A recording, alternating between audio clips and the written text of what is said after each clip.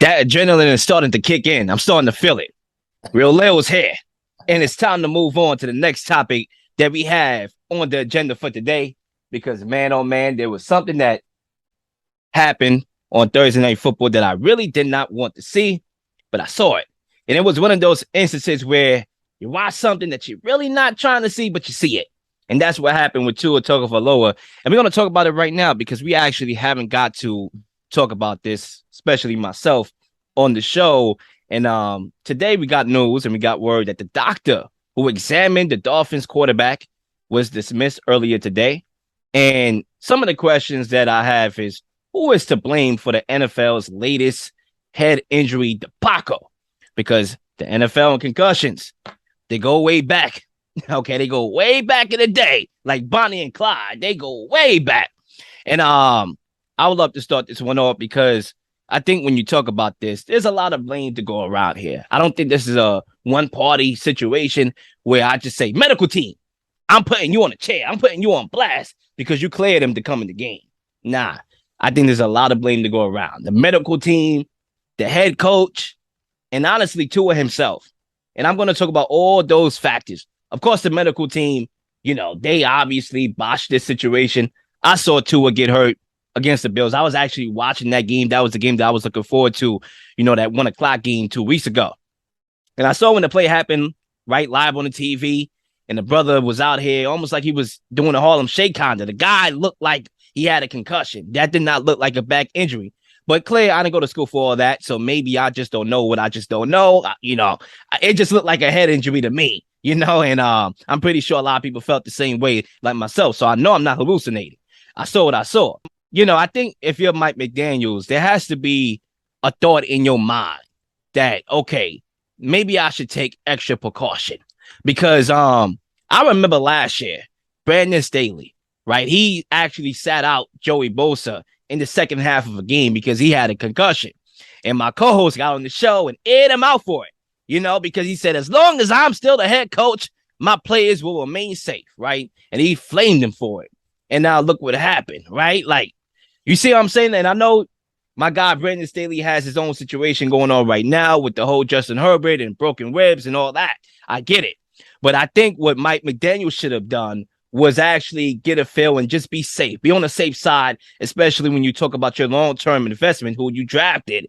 Not you per se, Mike McDaniels. You actually was giving him as a coach, but the franchise investment and where they drafted Tua at, that high in the draft. You should have that, sensibility of, okay, he's cleared, but I'm going to sit him out, even if it's not for the rest of the game, short week. I'm going to give him that extra couple of days to rest and recuperate.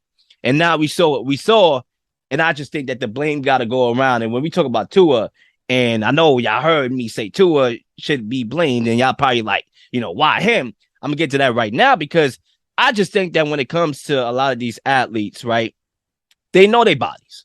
Nobody know their bodies more than the person who is affected by injury. Even the people that are doctors could say they know, and yeah, sometimes medically they study some of the things that they study, but what you feel. If you're hurting right now. Like I know right now my stomach is hurting. Anthony don't know that. You know what I'm saying? I know it because I'm feeling it. So your bodies, and I feel like a lot of athletes feel that they're doing a disservice because they I can't play. I don't feel good. Like nah, if you don't feel good, you gotta sit this one out if you feel a type of way because at the end of the day. I know football is just like boxing to me. Like it's like a gladiator sport. Both sports you can suffer CTE, but if you feel right, because you know what you know and you know what you don't. But if you feel that you can't come back in the game, there's nothing wrong. That's my message. There's nothing wrong with saying, Coach, I don't think I could come back in the game because at the end of the day, that one game you're trying to win, it don't really mean nothing. Like yeah, in football terms, it means a lot, but in the grand scheme of things, it really doesn't mean a lot. What means something is you coming home, you left home with your 2 senses. You trying to come back with your 2 senses. So that's where I kind of put a little blame on Tua, even though it's not a lot to put him on the blame side. Like it's a lot of parties that got to be blamed for what we saw and what I saw on that Thursday Night Football game and everything that transpired after that. Yeah, I would give Tua a little bit of the blame, just because you know, if you take that type of hit, there's a chance that you could have a concussion. So you should just be like, listen, I can't go back in this game. However, everybody's pain tolerance is different. So, when these athletes, if they don't feel like they have a concussion or something is wrong, then they're gonna say, let me get back in the game. And they're going to continue to play. So, I will give Tua a little bit of the blame, but mostly I give the Dolphins organization the blame. And from top to bottom, from the owner all the way on down to the team doctor who was made to be the scapegoat, which everybody knew because obviously, he's the one that got to take the fall because he's the one that actually cleared him to play. Now, but even with that, you can still do your due diligence and say, well, I know he said he didn't have a concussion, but from like you said, Leo, the way he looked, we all saw how he looked when he got hit, how he was after he got hit. He definitely shouldn't have came back into the game against the Bills. I probably would have sat him.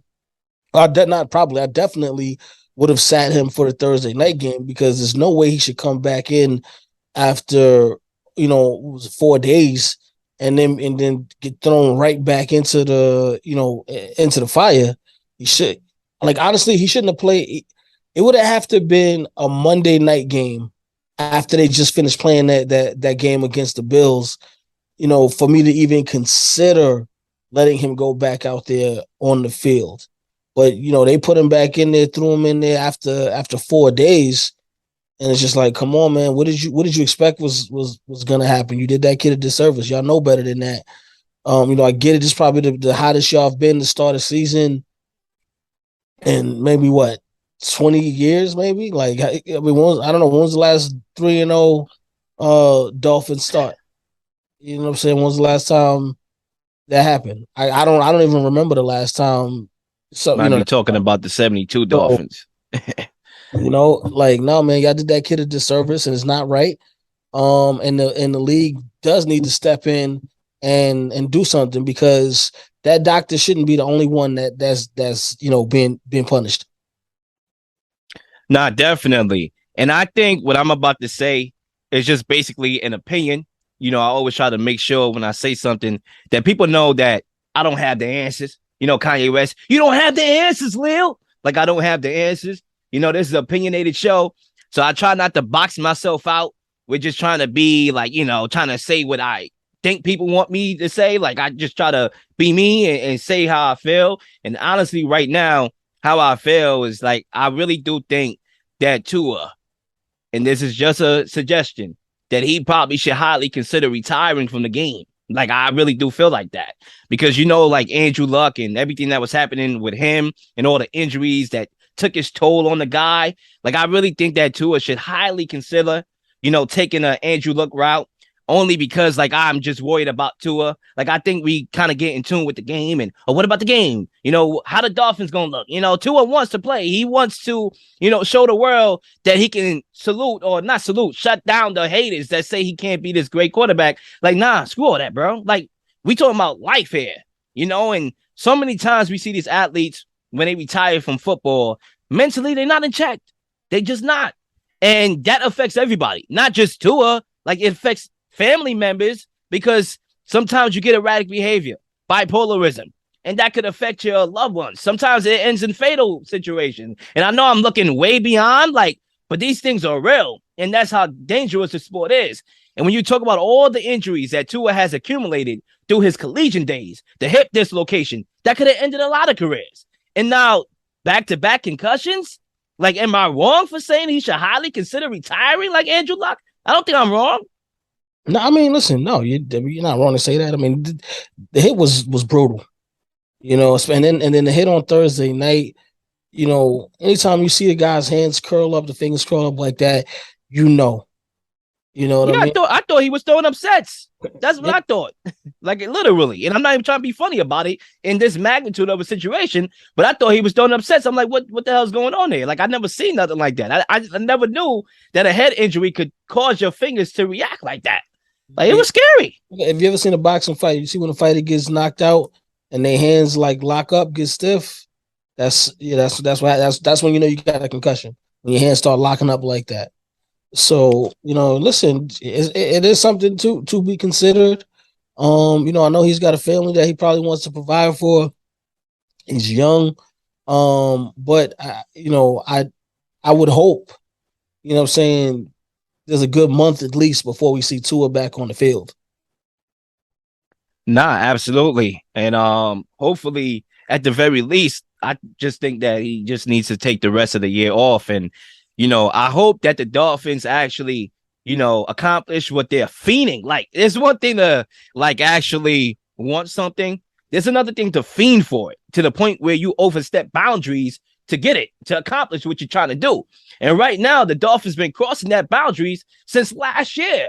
And the year before that, when they've been colluding to get Tom Brady and Sean Payton over there and the tampering and all that, we know that debacle right there. Like, they've been really going at it. And I get it. The owner's 200 years old, bro.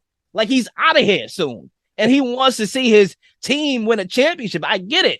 But, man, to risk the stuff that they're risking right now and to throw Tua out there like that, I just hope it ends the way how they trying to make it end, because man, I don't see a lot of people out here feeling like how the Dolphins are right now, trying to win this championship and trying to just, win games. Like, I just think that there's a price to pay, and they're paying the price right now. And no disrespect to Teddy. I don't really see a difference as far as them rocking out with Teddy. Actually, I think Teddy brings a level of experience to this team. We all know that he's not going to turn the ball over. And Tua was never really a guy that turns the ball over. That's one thing I'll say about Tua. He was never that guy that really put the ball in harm's way. He'll probably have a fluke play or two, but he's, for the most part, get the ball out to the receivers and let them do something with it. Teddy Bridgewater is the same guy. That's the same style. He doesn't really take a lot of shots. I was surprised to see him take that shot, that 60-yard pass to Tyreek Hill down the football field, but he's a veteran. And for him to be able to come in that game and just maintain everything, maintain the room, to try to focus on trying to win the game, I just think that's why you got a guy like Teddy on your team, the insurance policy, to really help you out with situations like this that really didn't need to be like that. Yeah. And ladies and gentlemen, we'll figure out how everything continues to transpire with this Tua situation and ultimately with the Dolphins going forward. We'll be back after the break.